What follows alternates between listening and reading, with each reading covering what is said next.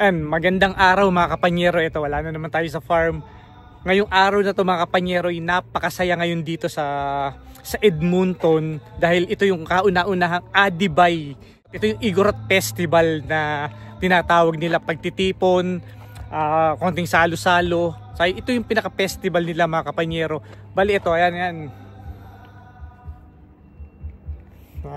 Siyempre susuporta tayo sa Bugyas nga pala mga kapanyero, kung saan tayo yung misis ko nga pala mga kapanyero. Kung hindi ko pa nasasabi sa mga nauna nating mga vlog, Igorota siya from Bugyas, Benguet. Ayan, kaya ito yung kauna-unahan na selebrasyon ng Adibay rito sa Edmonton. So makikisaya tayo, makikigulo tayo, at i-share ko rin sa inyo mga kapanyero yung mga kaganapan na nangyayari rito sa loob. Pero wala pa rin parking na makita, kaya nga tayo rito mga kapanyero, dito lang din tayo sa Karsada dahil na-late tayo. Puno na yung parking dun sa loob. Kaya ito tayo ngayon mga kapanyero, nandito lang tayo sa labas, dito lang din tayo nakakuha ng parking. Buti mga kapanyero, maaga-aga pa tayong dumating. Kung natanghali pa tayo, wala na talagang parking rito. Kaya mga naghahanap pa ng mga ibang parking yung mga ating mga kababayan dito. Kaya mga kapanyero, tara makigulo tayo, makisaya tayo sa loob.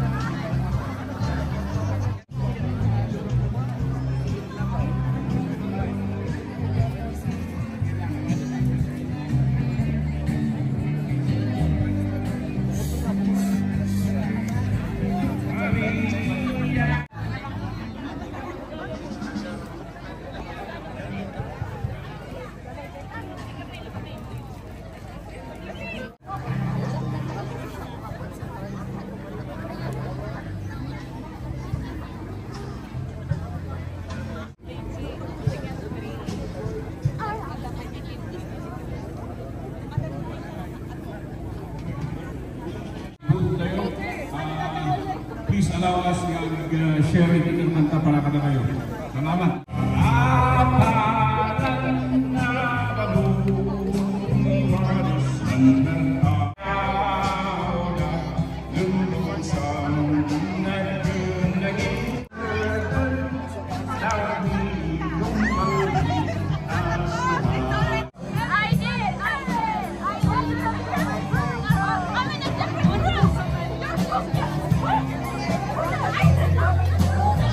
Eto mga kapanyero, ito yung tapoy nila nga pala.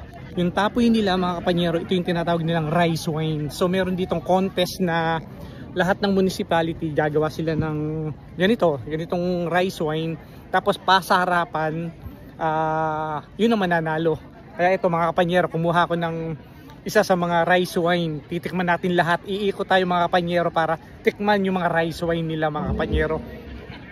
Dito sa okasyon na to, parang nalibot nyo na rin ang buong Benguet. Kasi lahat ng municipality ng Benguet, Kabenggetan, nandirito, di ba?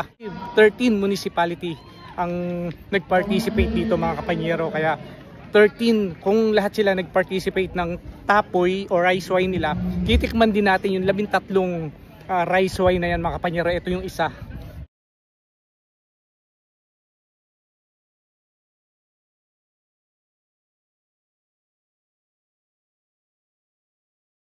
Ayan mga kapanyero, i-share ko rin nga pala sa inyo yung wat-wat na ito yung traditional na pagluluto nila ng baboy mga kapanyero to.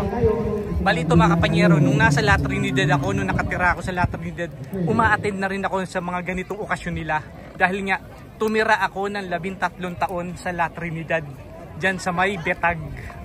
Bali yan, bali ito yung ano nila, ito yung wat-wat na tinatawag nila. Nakita nyo naman mga kapanyero.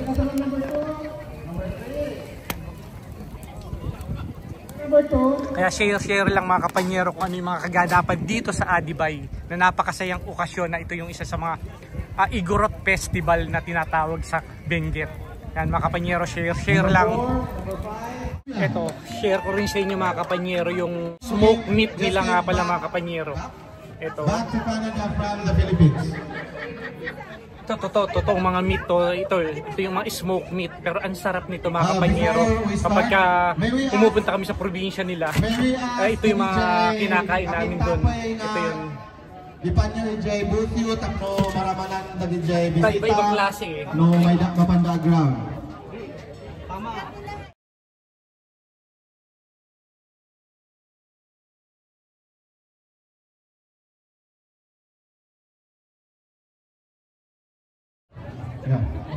Yan, share lang mga kapanyero kung ano yung mga pagkain nila roon. Mr.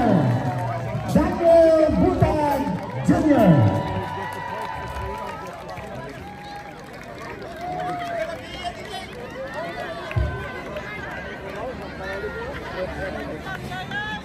Alright.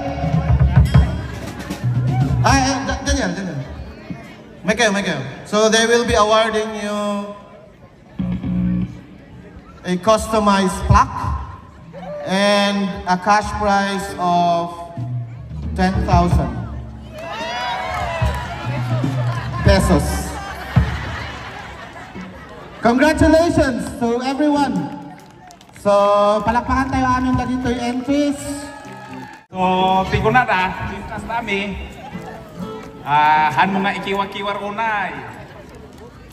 Santo ti kastam. Butbutaeng laeng han mga sobraan kung nata din nagisuro kami kisunga. Dia lang timbagan na. Ito 3 weeks old. Salamat. Ito mga kapanyero, ito yung best tapoy na nanalo. So titikman natin mga kapanyero kung ano yung lasa talaga.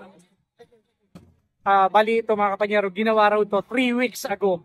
Itong best tapoy na to. Matapang. Pero masarap sa lalamunan mga kapanyero. Smooth. Ito yung pinaka rice wine nila. Ayan. Sarap. Kaya ito mga kapanyero, lumayo nga pala muna tayo rito sa pinagdadausan ng selebrasyon. Ito, nandoon sila mga kapanyero para makapag-video tayo. Dahil nga dito, ito mga kapanyero, talagang uma-attend na ako rito nung nasa Pilipinas pa lang kami. Pero ito rin naman yung mga isang araw na selebrasyon na hindi naman pwedeng puro tayo trabaho rito sa Canada, di ba? So, meron din naman tayong mga pagkakataon na tulad ng mga ganito na magkasama-sama, lalo pa yung mga iba rito, magkakamag-anak to na magkakahiwalay, hindi nagkikita-kita madalas na hindi nakikita-kita, sa ganitong okasyon lang sila nakikita-kita. So parang nagiging reunion din ito mga kapanyero ng mga kababayan natin, mga kapanyero. Kaya ito, makigulo tayo, makisaya tayo. Talagang napakasaya itong okasyon na to. Kaya ito, sigurado to, masusundan at masusundan ito taon-taon. Kaya ito yung simula. Yan, mga nagdaratingan pa rin mga kapanyero. Yan, no? Where's the truck? This one? Where's the truck? Okay, I'll just open up.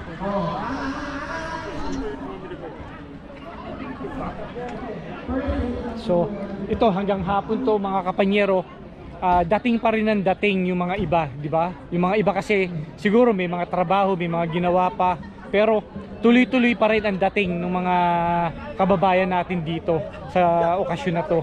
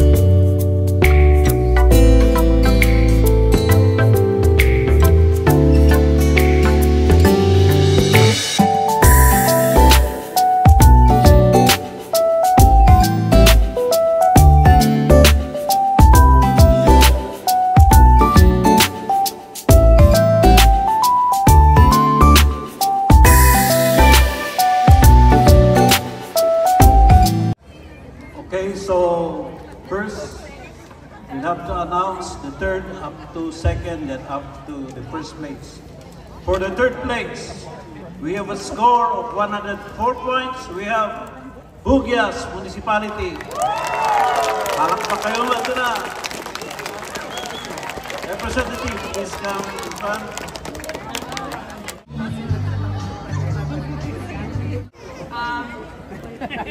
It is this one, and you will put it in your booth so everybody can take a picture, and $250.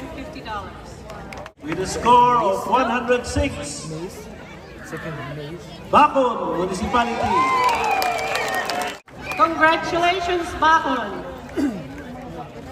Here, it goes to your booth, and $450.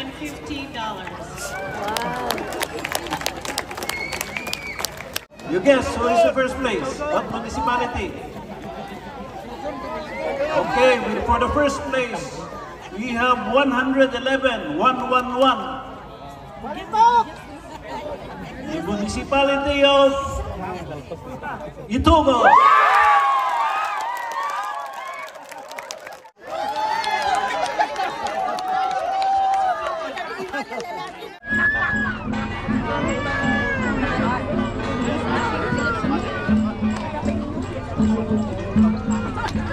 Tayo literally translates to fly in some contexts, but in the Ibalay tradition it signifies a celebration of life and happiness.